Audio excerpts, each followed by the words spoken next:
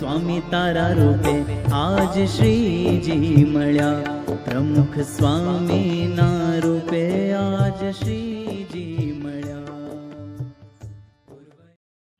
એટલે અહીંયા ભગવાનની કથા સાંભળતા પહેલાં છે ને બધું વિચાર કરવું પડે.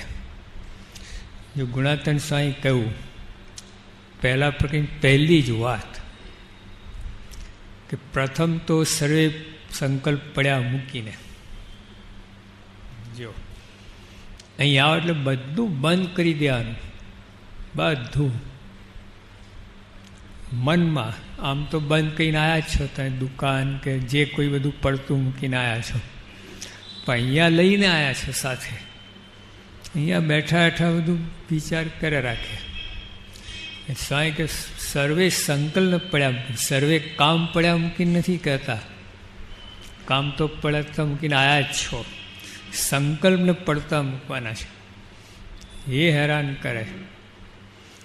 નહીં તો જો પરોતભાઈ ખેતી કરતા, ગોરધનભાઈ દુકાન ચલાવતા, અને તો બધા સંકલ્પ પડતા મૂકીને ચલાવતા હતા. ભગવાનના જ સંકલ્પ ખેતીમાં, ધંધા નોકરીમાં, બધા એમાં ભગવાનનો જ વિચાર આવતો હતો. અને આપણે તો અહીં આવ્યા તો જ બોલો વિચાર આવે છે. આમ છે.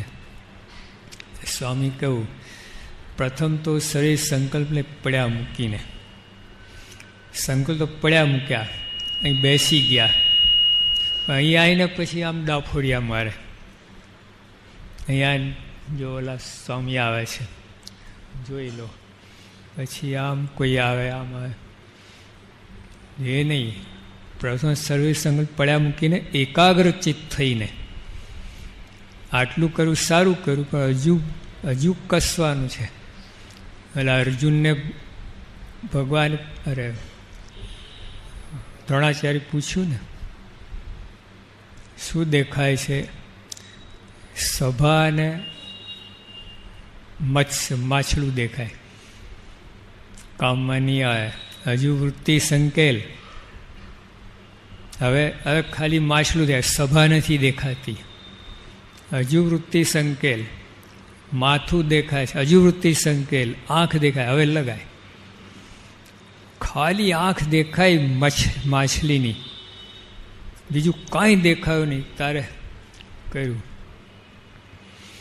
અને આ કંઈ ખોટી વાત નથી.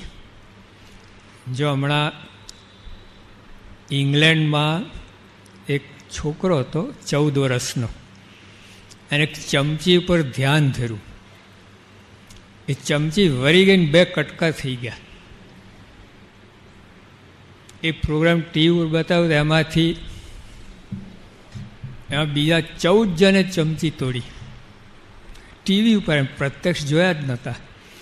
ટીવી ઉપર પ્રોગ્રામ બતાવ્યો, બીજા 14 જણ ચમચી તોડી નાખી. કાંઈ નહીં, બસ આમ ખાલી ધ્યાન જ ધરવાનું. ચમચી આખી આમ વળી ગઈ, કટાક 2 કટકા થઈ ગયા. જો આ બનેલી વાત છે. એક બીજી રશિયામાં એક છોકરી હતી, ઈંડું હતું, અને ધ્યાન પેલા ભમરડો ફરે ને ઈંડું ફરવા લાગ્યું. ઉપરની છાલ તૂટી ગઈ. એટલી બધી સ્પીડ પકડીને ખાલી ધ્યાન થઈ આમ ત્રાટક. એટલે આ તો ગપગોરા નથી આવતું. આપણને દેખાતું નથી ને એટલું જ લાગે. મન જ દેખાતું નથી. મનને એકાગ્ર, મનને પવિત્ર, મનને શુદ્ધ ને મનને દ્રઢ કરવાની વાત જ ક્યાંથી સમજાય? અહીં દેખાય તમને આમ શરીર, મન પણ એવું જ છે. એને મજબૂત કરવાનું, શુદ્ધ કરવાનું, સુંદર કરવાનું. જો આ લોકો કેટલી કક્ષાએ પહોંચ્યા, 15 મિનિટમાં જ ચમચી તોડી નાખી. કેટલી એકાગ્રતા છે. જો મહારાજ એ કહે છે, ગુણાતન સ્વામી એ કહ્યું, પ્રથમ તો સર્વે સંકલ્પ પડ્યા મૂકીને પહેલાં આ કરવું પડે, પછી એકાગ્રતા આવે. પહેલાં એકાગ્ર થવા જાઓ ને, ના થાય, સંકલ્પ ગડબડ કર્યા કરે. તમે આમ કરે ને ત્યારે તો દુકાન આવે, આમ ત્યાં કંઈ બીજું આવે, ત્રીજું આવે. પહેલાં એ બધું પડતું મૂકવાનું. મારે અત્યારે બીજું કંઈ કામ જ નથી. કથાની અંદર બીજું મારે કોઈ કામ નથી. સાંઈ કે કરોડ કરોડ કામ કરીએ છીએ, તો બીજું કયું કામ છે? આ જો કામ કરોડ કામ તુલ્ય હોય તો બીજું કયું કામ કરવાનું રહેશે? તો જો આપણે વર્ષોથી કથા સાંભળી છે, અસર થઈ એનું કારણ આ છે.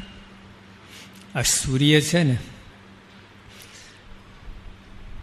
સહારના રણમાં તપે છે અને કોઈ વસ્તુને બારી નથી, એને સૂકવી નાખીએ છે, બારી નથી.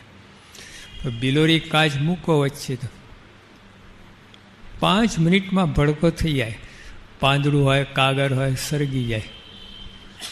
બોલા કરોડો વર્ષથી તપે છે તોય એમ એકાગ્ર થયા વિના છે ને નિશાન ના પડે.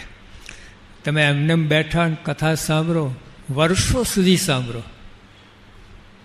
એકાગ્ર 5 મિનિટની કથા કામ કરી જાય, આખું જીવન બદલી નાખે.